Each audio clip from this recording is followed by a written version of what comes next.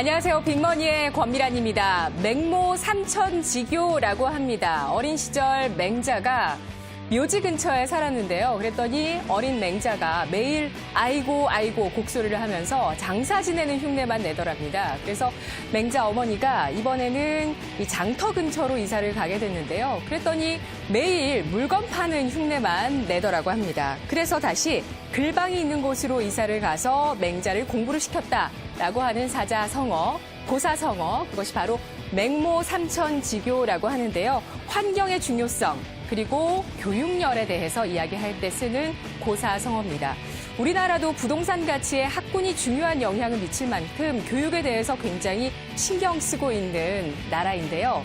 이 교육은 이 나라의 미래에 인재를 키우는 정책이기 때문에 매우 중요합니다. 백년지 대계라고 하죠. 100년을 바라보고 세우는 정책이라고 해서 교육을 백년지 대계라고도 이야기합니다. 저희 어릴 때만 해도 어떤 대학에 입학하느냐가 사실 그 사람의 어느 정도의 성공의 절반 정도는 차지하지 않았을까라는 생각하는데요. 저 어릴 때만 해도 스카이에 가기 위해서 모든 많은 사람들이 목표를 합니다. 물론 지금도 마찬가지겠지만요. 스카이 졸업만 하면 서울대, 연세대, 고려대 졸업만 하기만 하더라도 어느 정도 좋은 직장은 담보가 되어 있다라고 생각해도 무리가 없는 수준이었죠. 그래서 내신과 대입 수학능력 시험에서 좋은 등급, 좋은 점수, 높은 등수를 얻기 위해서 그렇게 모두들 치열하게 경쟁을 했습니다. 하지만 이제 시대가 바뀌었죠. 정말 많이 바뀌었습니다. 최근에 떠들썩하게 세상을 움직이고 이야기가 정말 많이 나왔었던 스타일란다의 김소희 대표 이야기를 빼놓을 수 없을 것 같네요. 그녀는 20대 초반에 쇼핑몰을 하나 열게 되는데요. 그리하여 30대 중반 지금 나이에 세계적인 화장품 기업 로레알에 자신의 쇼핑몰의 지분 100%를 팔게 되면서 5천억 원의 시세 차익을 얻은 것으로 추정이 되고 있습니다. 그런데 사실 그녀는 이것을 팔지 않아도 이미 부자였는데요. 건물주였습니다. 이 사업의 오프라인으로의 사업 확장을 통해서 이미 요지에 3군데의 부동산을 가지고 있었는데요. 홍대, 명동, 신사동 가로수길에 이 매장이 부동산을 가지고 있는 건물주였습니다.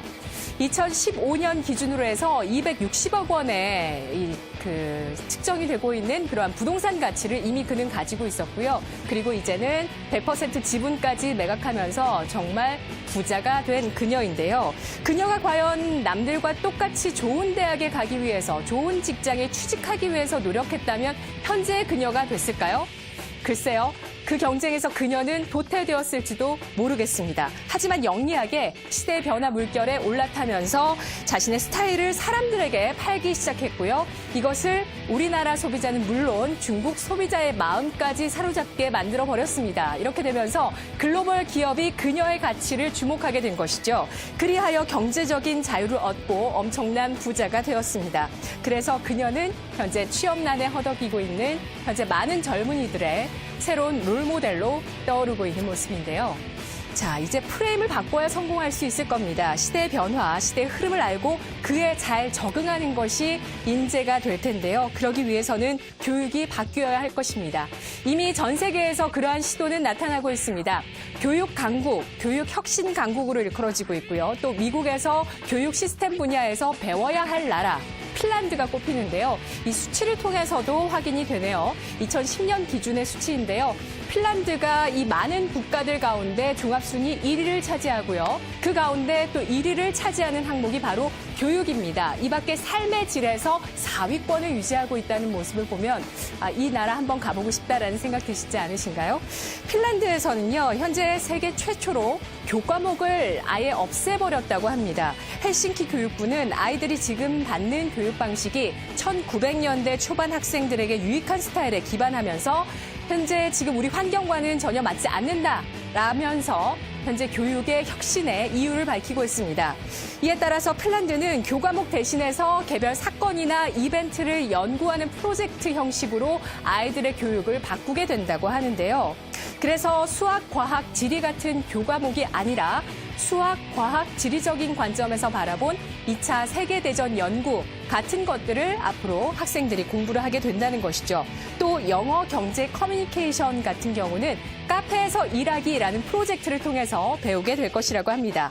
2020년부터 시작할 예정인 이러한 교육의 변화는 16세 핀란드 학생들부터 받게 되는데요.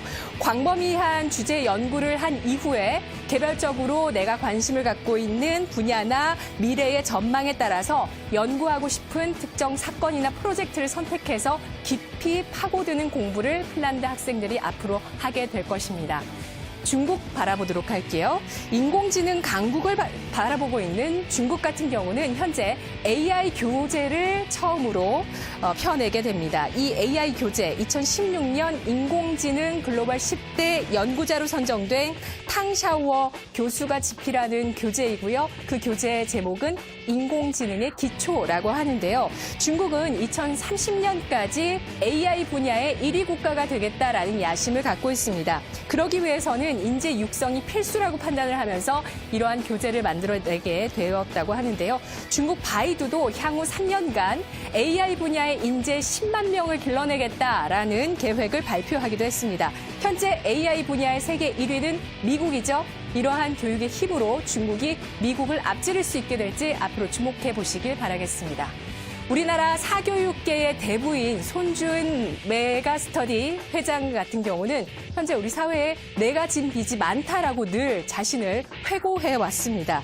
공부가 너희를 구원한다라고 강의 때마다 이야기하면서 학구열을 고취시켰던 그의 온라인 강의 여러분들 많이 기억하실 텐데요. 그런데 지금 현재의 현실을 보니까 많은 청년들이 취업난에 허덕이고 있다는 것이죠. 그러한 그의 반성, 교육의 변화 필요성을 제기하는 대목이 아닐까 싶습니다. 손 회장은 그래서 사제에 300억 원을 출연해서 청년 창업을 지원하는 투자재단을 만들게 됐고요. 그래서 스타트업을 투자하는 현재 일을 하고 있습니다. 빠른 시대의 변화를 따라갈 수 있는 시대의 인재를 키우는 일, 교육이 담당해야 할 것입니다. 이 시각 주요 경제 뉴스 오상혁 아나운서와 함께하겠습니다.